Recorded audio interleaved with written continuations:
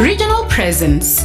iRadio footprint extends to the states of Western and Northern Bahr el Ghazal, Western and Central Equatoria, Jonglei, Upper Nile and Warab. By collaborating with iRadio, you can connect with diverse communities and target audiences in these regions. Community engagement partnering with iRadio means engaging with communities at a grassroots levels. Your message will resonate with listeners in various locations, fostering meaningful interactions and driving brand awareness. Comprehensive coverage with stations in strategic locations like Reng, Malakal and Baliet. iRadio offers comprehensive coverage that reaches both urban centers and remote areas. Your partnership with iRadio ensures live from Juba, on air and online. This is iRadio News. Hello, good morning. This is iRadio News. First, here are the headlines. The governor of Central Equatoria State led a high-level government delegation over the weekend to inspect roads around Juba International Airport, where officials raised serious safety concerns over vehicles operating too close to critical air traffic zones. In Jonglei State, Born Mayor Jacob Achek Machar is urging parents to stop protecting children involved in criminal activities.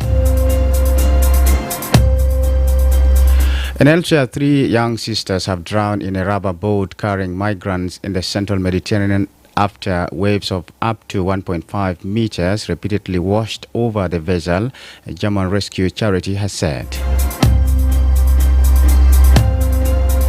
This is stories and more coming to you in this newscast. Now, the news in detail. The governor of Central Equatoria State led a high-level government delegation over the weekend to inspect roads around Juba International Airport, where officials raised serious safety concerns over vehicles operating too close to critical air traffic zones. The inspections focused on key issues including road encroachment, poor drainage, limited accessibility, and security concerns around the airport premises. The State Minister of Roads and Bridges, Clement Mareng Samuel, stated that alternative access routes would be open to ease congestion and address persistent drainage challenges in the area. Meanwhile, Central Equatoria State Minister of Lands, Housing and Public Utilities, David Morbe, said illegally occupied roads would be reclaimed. He urged affected residents to cooperate with authorities as necessary adjustments are made. Engineer John Joel, Undersecretary at the National Ministry of Roads and Bridges, revealed that several roads reserves, originally designed to be 20 meters wide, have been encroached upon. He called for the recovery of these spaces and installation of proper drainage systems to prevent further infrastructure degradation. Chairperson of the board of the South Sudan Civil Aviation Authority, Michael Opukelotiem, described the current conditions around the airport as unsafe, with vehicles operating too close to critical air traffic zones. He also pointed to persistent flooding, which he said results from stormwater runoff flowing into the airport premises. He appealed for the construction of canals to divert water away from the runway and prevent future disruptions. Meanwhile, Juba City Council Deputy Mayor for Infrastructure and Environment, Juma Moses Michael, reiterated the council's role in road expansion, drainage and waste management. He appealed to city residents to take greater responsibility for waste disposal, warning that poor practices were contributing to blockages and flooding. In Jonglei State, Board Mayor Jacob Machar is urging parents to stop protecting children involved in criminal activities. His comments followed a police operation that led to the arrest of around 40 suspected gang members in Port Town on Friday. Speaking to the state-owned TVSSPC over the weekend, the mayor confirmed the arrest and thanked the Inspector General of Police for his support of the crackdown. Standing alongside the arrested suspects, Mayor Achek described the detainees as local youth involved in activities that have caused death and instability. He urged parents to stand with law-abiding youth and support government-led efforts to rehabilitate the offenders. The mayor reaffirmed the state government's commitment to restoring peace in Bor and holding wrongdoers accountable.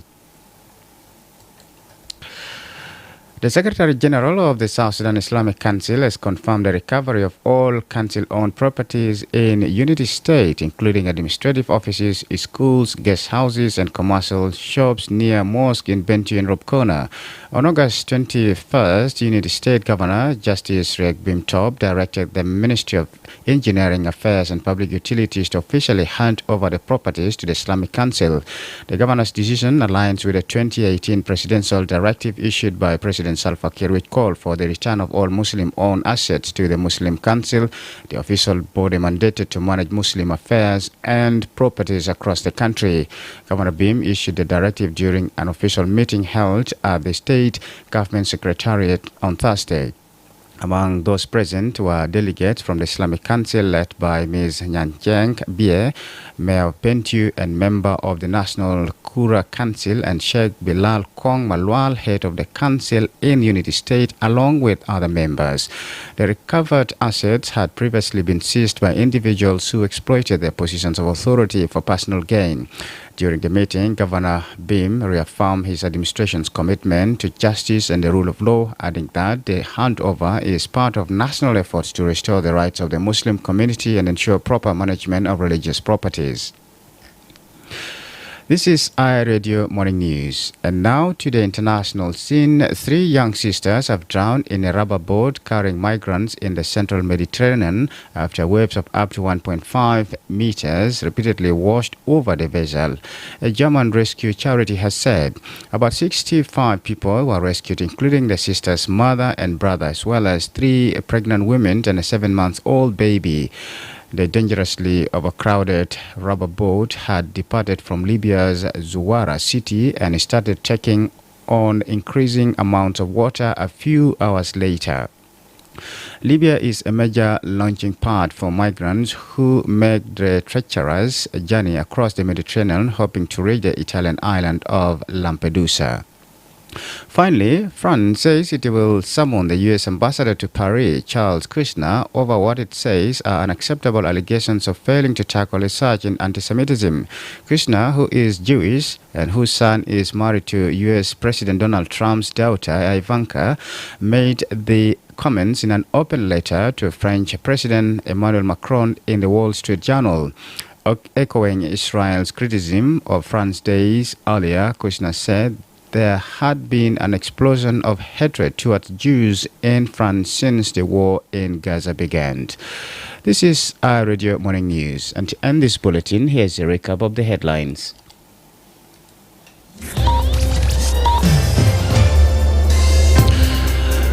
Central Equatorial State Governor led a high-level government delegation over the weekend to inspect roads around Juba International Airport, where officials raised serious concerns over vehicles operating too close to critical air traffic zones.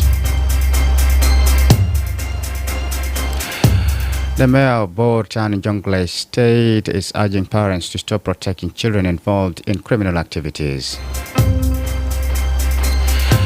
And elsewhere, 3 young sisters have drowned in a rubber boat carrying migrants in the central Mediterranean after waves of up to 1.5 meters repeatedly washed over the vessels, a German rescue charity has said.